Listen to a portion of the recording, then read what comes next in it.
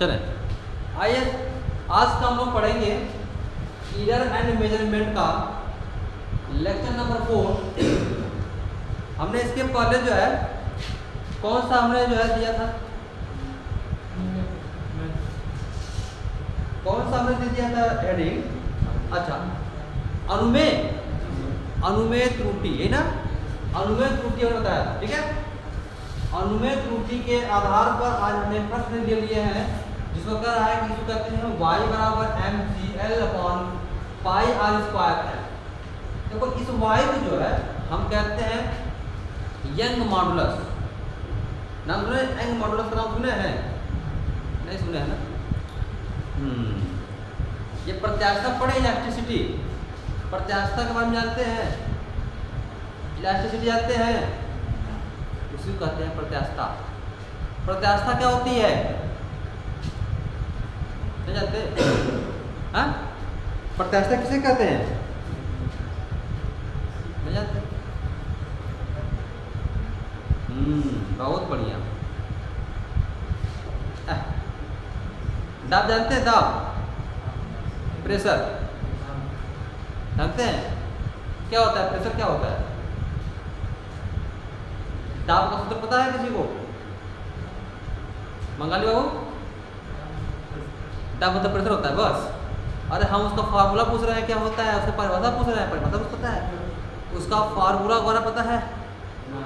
चंडालों का कहाँ से पढ़ के आओ, ये जंगल से आया नीला की फराक का भुकुर भुकुर कह ले आवा इतने, हाँ सीधे बैठा काहे लौट गया लगा तो यहाँ लगा तो जा जो लेना पाओ तो आप बाहर ले पाओ तो कम खा, कैल्शियम कमी ना हो, कैल्शियम ज़्यादा हो गया, नींद लगत है, लोड ले नहीं पड़ा तो आप है ना, तो कम खा, जहाँ तक पसर जाता है। इधर ध्यान दो, इधर देवी जी पता है प्रेशर नहीं जानते तो देखो इधर प्रेशर जो होता है आपने पढ़ा होगा, प्रेशर जो होता है प्रेशर पी होता है ना, प्रेशर को पी से करते डिनोट और पी बराबर क्या होता है F/A। देखो यही तो होता है, इसकी परिभाषा ही इस तरीके से परिभाषा हो गई आपकी कि किसी वस्तु के क्या, किसी वस्तु के एकांक क्षेत्रफल पर लगने वाले बल को दाब कहते हैं, प्रेशर कहते हैं। आप देख लीजिए, हमने अब परिभाषा तो लोग खुद बनाना सीख जाओ ना। आप साइंस पढ़ रहे हो, फिजिक्स पढ़ रहे हो, कितनी अच्छी सब्जेक्ट है फिजिक्स, फिर से आएगा फिक्स, है ना। अब फिजिक्स का मतलब सबको फिक्स करना होता है ना। अब इतनी अच्छे सब्जेक्ट को पढ़ रहे हो और उसके बारे में तुम लोग इतना अध्ययन नहीं कर पा रहे, कितनी अच्छी चीज़ है कि नहीं, है ना। फिजिक्स अच्छी चीज़, इससे आपका इंटरेस्टेड और इससे बढ़िया एक सब्जेक्ट आपका कोई है ही नहीं। क्या है? आप लोग उसको ध्यान नहीं देते और इसमें कुछ करना नहीं है। आप किसी के परिभाषा देनी, किसी की परिभाषा, चाहे हम बल कहें, चाहे ताप कहें, चाहे दाब कहें, किसी का परिभाषा देना हो आपको, बस आपको ये ज्ञात होना चाहिए कि उसके बराबर होता क्या है, ठीक ना। अगर उसके बराबर जो होता है आप उसको जान गए तो परिभाषा आपको बता दिए। हम तो यही जानते हैं ना कि परिभाषा जो इसका जो फार्मूला होता है प्रेशर का यही होता है, इतना हमें ज्ञात हो गया। अब जब ज्ञात होगा तो परिभाषा भी हम बता दिए। और परिभाषा कैसे बना जाता है? अगर कोई भी अगर फार्मूला में यदि अगर आपका अंश और हर वाली बात आती है, ये बात हमेशा ध्यान में बैठा लेना दिमाग में कि जब भी अंश और हर की बात आएगी तो उसमें जो हर वाला जो राशि होगी यानी क्वांटिटीज, जहाँ पर बल भी एक क्वांटिटीज है और एरिया भी एक क्वांटिटीज, ठीक ना, मतलब राशि, समझा ना। तो इस राशि में जो हर की राशि जो होती है उसको हमेशा एकांक मान लेते हैं, चाहे वो एरिया हो, चाहे वो क्या हो, टाइम हो वगैरह, कुछ भी है, अनसोन कुछ भी हो, उसको आपका मान लीजिए एकांक मान लीजिए, इकाई मान लीजिए, ठीक है, और उसको मान करके परिवर्तन होगा। तो हमने वही किया है। क्या हमने मान लिया एरिया बराबर 1 मीटर स्क्वायर, क्योंकि एरिया की इकाई होती है metre square, centimetre square, decimetre square, होती है कि नहीं होती है। तो हमने उसको एरिया को 1 मीटर स्क्वायर मान लिया। जब 1 मीटर मान लिया तो आप इसको कर सकते हो कि F = 1 कर सकते हो ना अपॉन पे। तो अब क्या करते हैं कि एकांक 1 हो गया ना, तो एकांक क्षेत्रफल, ये क्या है? तो एकांक क्षेत्रफल पर लगने वाले बल को क्या कहते हैं? दाब कहते हैं। क्या कहते हैं? दाब कहते हैं। इसकी इकाई क्या होती है? इसकी इकाई होती है न्यूटन पर मीटर स्क्वायर। ठीक है ना? क्योंकि प्रेशर हमारी क्या होती है? न्यूटन और सॉरी दाब, हाँ फोर्स का दाब बल है ना, तो बल का मात्रक क्या होता है? न्यूटन। एरिया होता है मीटर स्क्वायर। ठीक है ना? अब ऐसा मत कर देना कि न्यूटन प्रति सेंटीमीटर स्क्वायर, कुल चौक पकड़ेगी, सीरियस हो जाएगा। एक सीरियस एक एमकेस हो जाएगा ना, आपकी बात बिगड़ जाएगी, एंड साइंस का उल्टा हो जाएगा, है ना? ऐसी गलती नहीं करना। ठीक है? हम बता रहे थे इसको यहाँ पर क्यों ला दिए? क्योंकि हम पढ़ रहे थे इलास्टिसिटी, बता रहे थे ना, आपको बताया इलास्टिसिटी, प्रत्यास्थ। प्रत्यास्थ समझे? भाई दीवार देख रहे हैं, दीवार। अब तो इस दीवार कैसा है? प्रत्यास्थ है कि पूर्ण प्रत्यास्थ है कि पूर्ण अप्रत्यास्थ है? आप बता सकते हैं क्या है? प्रत्यास्थ है। क्या है? नहीं पता है ना? तो जल्दी करो, टाइम नहीं है, मुझे तो खोज ही जाना है। हाँ कैसा है दीवार? क्या है यार? कैसे पढ़ के आओ? कहाँ से पढ़ के आओ? कौन जंगल से पढ़ के आओ? तुम बताया ही नहीं क्या है सब? क्या खाली थ्योरी लिखवा दे लगा ला नोट लिया, उसके बारे में बताया होता नहीं क्या है, समझाया नहीं क्या है, प्रैक्टिकली नहीं बताई गई है क्या? बस लिखवा दिया गया, लो लिख लो, प्रत्यास्थ ऐसे करते हैं, बल से करते हैं, दाब कुल भुला गया। बताया भी गया है तो ऐसे बताया गया है कि आज याद भी नहीं है कोई, यही ना? देखो पढ़ाने का तरीका और पढ़ने का तरीका क्या होना चाहिए? ऐसे इस तरीके से पढ़ना चाहिए ताकि हम कभी भी उसको जो है, कभी भी कोई पूछे तो याद हमारे दिमाग में रहे कि हम उसको बता सकें। और ये कोई हम नई चीज़ें नहीं पूछ रहे हैं, ये सब पुरानी चीज़ें हैं जो आप पिछली कक्षाओं में जहाँ से पढ़ के आए हैं वो सारी चीज़ें पढ़ा दी गई है, फिर भी आपको याद नहीं है। उसका सबसे बड़ा कारण क्या है कि आपने पढ़ाई को बिल्कुल जोर नहीं दिया है, जहाँ उलट गए हो, पसर गए हो, ये नहीं बनी। कंट्रोल में हुआ मुश्किल कर पाओ ठीक बात, मुस्किया थोड़ा तुम्हें होना खाली कॉलेज पर। हाँ क्यों बराबर? क्या नाम है? बंगाली समझ में आ रहा है? परिभाषा दे देंगे आपका किसी का? आप तो लोग चुपके हम अपना टाइम बर्बाद कर रहे हैं। देखो प्रत्यास्थ जो होता है ना, देखो एक प्रत्यास्थ पूर्ण प्रत्यास्थ होता है और एक पूर्णतः अप्रत्यास्थ होता है। तो जो पूर्ण प्रत्यास्थ होता है वो आपका ये दीवार जो है ना, ये आपका पूर्ण प्रत्यास्थ है। मतलब क्या हुआ कि अगर इस दीवार पर अगर किसी गेंद को फेंका जाएगा ना तो क्या होगा? वो बल मतलब जिस बल से फेंकेंगे उसी बल से वो क्या होगा? वो गेंद उसी बल से वो वापस आएगा। क्यों? क्योंकि ये पूर्ण प्रत्यास्थ है। पूर्ण प्रत्यास्थ का मतलब होता है कि उस वस्तु में जो आपका प्रारंभिक जो वेग होगा ना, जो प्रारंभिक वेग आप गेंद पर दिए हुए हैं उसी वेग से वापस हो जाना ही पूर्ण प्रत्यास्थ करता है। किसी भी वस्तु को जिस वेग से आप किसी वस्तु को दूसरे वस्तु को, यानी हम पहली वस्तु यानी क्या, गेंद हमारी पहली वस्तु हो गई और दीवार आपकी दूसरी वस्तु हो गई, तो पहली वस्तु को जिस वेग से आप इस दीवार पर मारेंगे और वो दीवार से टकराने वाले उसी वेग से अगर वो गेंद अगर वापस आ जाती है तो उसी को हम प्रत्यास्थ करना, पूर्ण प्रत्यास्थ करना। ठीक है ना? और अपूर्ण प्रत्यास्थ क्या होता है? सॉरी, पूर्ण अप्रत्यास्थ क्या होता है? पूर्ण अप्रत्यास्थ एक होता है पूर्ण अप्रत्यास्थ और एक होता है अप्रत्यास्थ। ठीक ना? तो पूर्ण अप्रत्यास्थ क्या होता है कि अगर जैसे दीवार है, कैसा है? पूर्ण अप्रत्यास्थ है। आप किसी गेंद को जब उसको फेंकेंगे तो गेंद जाकर उसमें क्या हो जाएगी? धंस जाएगी। आपने किसी वेग से फेंका ना, 10 मीटर पर सेकेंड या 12 मीटर, जो भी आप जिस भी वेग से उसको फेंके वापस नहीं आए। क्यों? धंस गया। क्यों? क्योंकि वो क्या है? दीवार पूर्ण अप्रत्यास्थ है, यानी उसकी जो क्षमता है, टकराव है, वो क्या है? खत्म, फिनिश है। इसलिए क्या हो जाएगा? धंस जाती है। यानी कहने का मतलब हुआ कि आप अंतर स्पष्ट करना है तो अगर जो किसी एक वस्तु को दूसरी वस्तु पर अब क्या कराया जाए? फोर्स कराया जाए, गति कराया जाए, तो वो अगर उसी क्या नाम है, उसी बल से, उसी वेलोसिटी से वापस हो जाए तो उसको कहेंगे पूर्ण प्रत्यास्थ। अगर वापस नहीं होता है, फंस जाता है, तो उसको कहेंगे पूर्ण अप्रत्यास्थ। ठीक है ना? जैसे देवी जी बैठी हैं, अपने कपड़ा में कुछ बल्ले हुई है, क्या बोलते हैं? जूड़ा बोलते हैं, क्या बोले हो में क्या बांधते हैं? कुछ नहीं बांधते हो, क्या बन लो? चोटी बन ले हो, चोटी चोट लगा था ना, लगा था हाइट बन ले हो, नहीं बन ले हो, वो रबड़ होता है ना, आप जब उसको खींचती है ना तो फैल जाता है, और फिर छोड़ती है तो बटूर जाता है, पसर जाता है, नहीं ना। वही प्रत्यास्थता, ठीक ना। आप किसी रबड़ को खींचते हैं तो उसके आकार और आयतन में क्या आता है, परिवर्तन आता है, छोड़ देते हैं तो अपनी पूर्ण अवस्था में जाता है, उसी को प्रत्यास्थता कहते हैं। तो प्रत्यास्थता, प्रत्यास्थ, पूर्ण प्रत्यास्थ, पूर्ण अप्रत्यास्थ, बात समझ आ गई? किसी को दिक्कत? तो वही हमारा यंग मॉडुलस होना चाहिए। आपको पढ़ा होगा, आपने पढ़ा नहीं है तो ध्यान, उसके बारे में बताना, टाइम खत्म हो जाएगा, बहुत टाइम, उसको बहुत लेक्चर बहुत बड़ा, ठीक ना। तो ये आपको कहते हैं यंग मॉडुलस, और यंग मॉडुलस का होता है mgl/πr², ये फार्मूला है यंग मॉडुलस का, ठीक है ना। जहाँ l बराबर इतना, m बराबर इतना, l बराबर इतना, और तार की त्रिज्या इतना, तथा पाई और जी नियतांक है।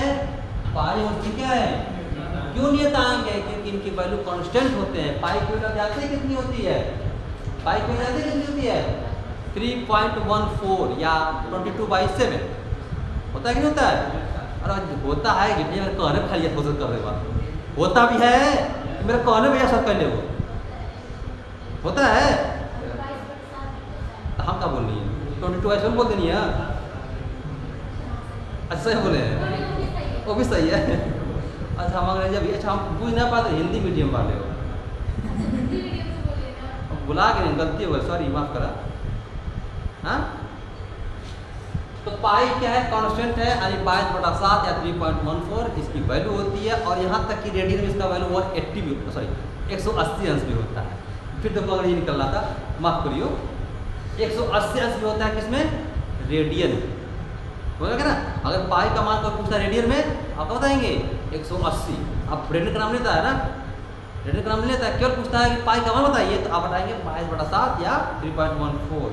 अरे वही 22/7 से डिवाइड करोगे 3.14 ही आएगा, ठीक है ना। वो सब तो बताओ थोड़ा हमें, हाँ। और जी हमारा क्या है, गुरुत्वीय त्वरण, यहाँ पर लिखा भी क्या है, आपको क्या लिखा है, जी क्या है, नियतांक, क्या वहाँ पर लिखा गया है, नहीं लिखा गया, चलो नहीं लिखा तो हम बताते रहे कि जी क्या है, गुरुत्वीय त्वरण है, ठीक है ना। और गुरुत्वीय त्वरण को हम इस्तेमाल जिसे करते हैं पढ़े, जिसकी वैल्यू होती है 10 या 9.8 मीटर/सेकंड², ठीक है ना। किसी को ले सकते हो, अगर आपको 10.5 लौकत हो, 1 घुसेड़ दो, जहाँ 10.9 लौकत हो वहाँ, यानी कहने का मतलब कि जहाँ किसी संख्या को काटने में आसानी हो वहाँ पर आसान, यानी 10 रख देते हैं, और जहाँ काटने में कठिनाई हो वहाँ पर 9.8। अरे दोनों वैल्यू सेम होती है, सब आप रख सकते हैं। अब दोनों को हल करेंगे तो क्या त्रुटि आएगी, वो 1.01, ठीक है ना। तो बताया था तुम लोग ये त्रुटि कैसे निकलती है, तुम लोग उसका फार्मूला बताया था कि ये जी का मान कैसे निकलता है, ये तुम लोग बताया है ना, किस फार्मूले से निकाला जाता है इसका मान। तुमने कभी उसका प्रैक्टिकल करने की कोशिश नहीं, प्रैक्टिकल करने की कोशिश कर, तुम लोग निकाल देखो ऐसे निकलता है, समझ गए।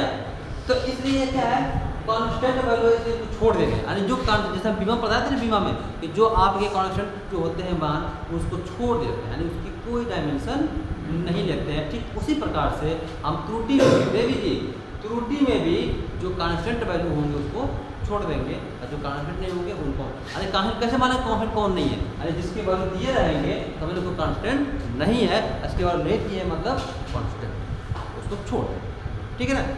अब हम क्या करेंगे, इसको त्रुटि बनाएंगे, समभाव त्रुटि बनाएंगे। आइए देखते हैं ये सब कहाँ से है, हर दिन लग गया यहाँ पे, अरे बंगलिया जो लग रहा है, ऐसा हटाते हो, आई समझ में हटा दें, हाँ क्यों होता, अरे सब पढ़ा चुके, सब पढ़ चुके हो तुम लोग, आगे पढ़ते, ठीक है ना। आइए तो सॉल्व करते हैं। आपको दिया हुआ है y बराबर क्या दिया है, y बराबर दिया है, ये कैपिटल है ठीक ना, CL/πr²L, ठीक है ना। अब इसको हम जो है अनुमेय त्रुटि में तोड़ देंगे, क्या कर देंगे, अनुमेय त्रुटि में इसको बना देंगे ना।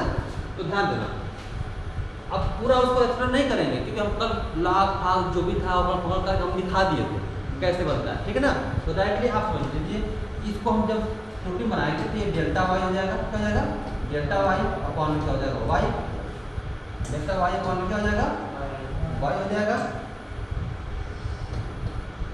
हाई यहाँ से हो जाएगा, ये हो जाएगा डेल्टा एम बटा हो जाएगा एम। देखो बताया थे कि अगर आपको m दिया है इसका क्या होता है, डेल्टा m होता है ना त्रुटि।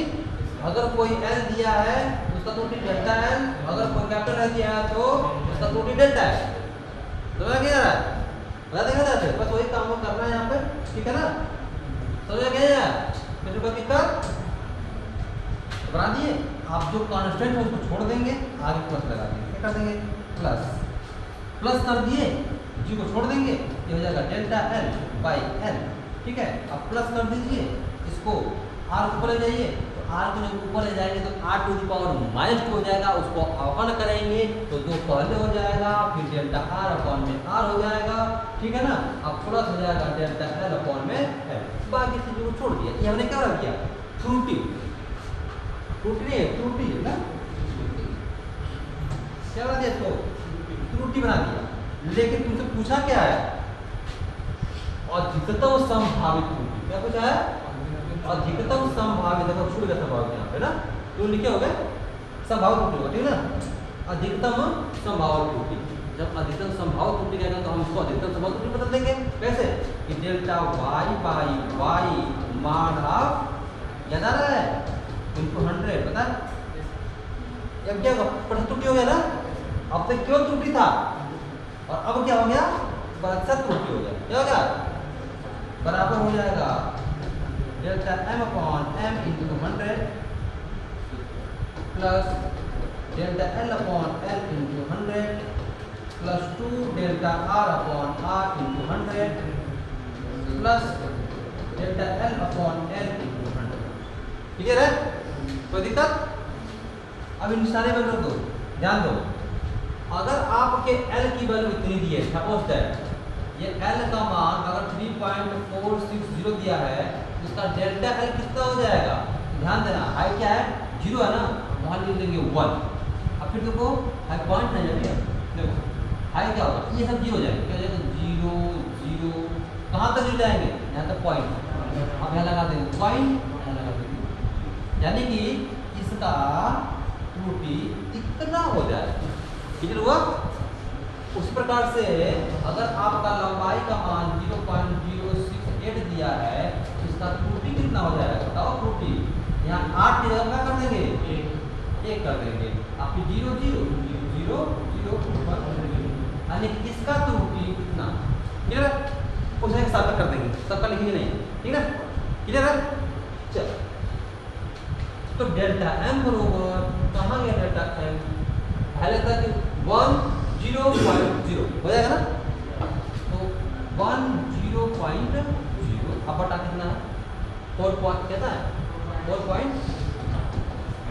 ठीक है ना, इंटू 100 प्लस इसका कितना डेल्टा l कितना है 0.001 और 3.460 इंटू 100, ठीक है, और प्लस 2, इसका कितना होगा डेल्टा, आ गया वो, ये कितना हो जाएगा 100.0 मेरा होगा, ध्यान, तो हो जाएगा 2 इंटू 0 पॉइंट, क्या हो जाएगा 001, कितना होगा 001 बटा आर कितना है 0.04 इंटू 100 प्लस डेल्टा कितना है, ये क्या, इसका कितना जाएगा 0.001, क्यों हो जाएगा, और 0.606 है इंटू, ठीक है, टाइम हो गया भाई। अब देखो ये पॉइंट से पॉइंट कैंसिल, ये पॉइंट से पॉइंट कैंसिल, ये आपका पॉइंट से पॉइंट कैंसिल, ये आपका पॉइंट से पॉइंट कैंसिल, ठीक है, ऐसा समझे। तो बचा 0, यानी कुल लाइन क्या लिखा नीचे आपका बचे क्या, ऊपर बच गया 100 कम, अब बचा हो गया 480, प्लस ये भी 100 हो जाएगा, 100 बटा 3460, अब प्लस भाई कितना जाएगा 200 हो जाएगा, क्या 200 बटा 48, ठीक है ना, और प्लस आई कितना जाएगा 100 बटा 68,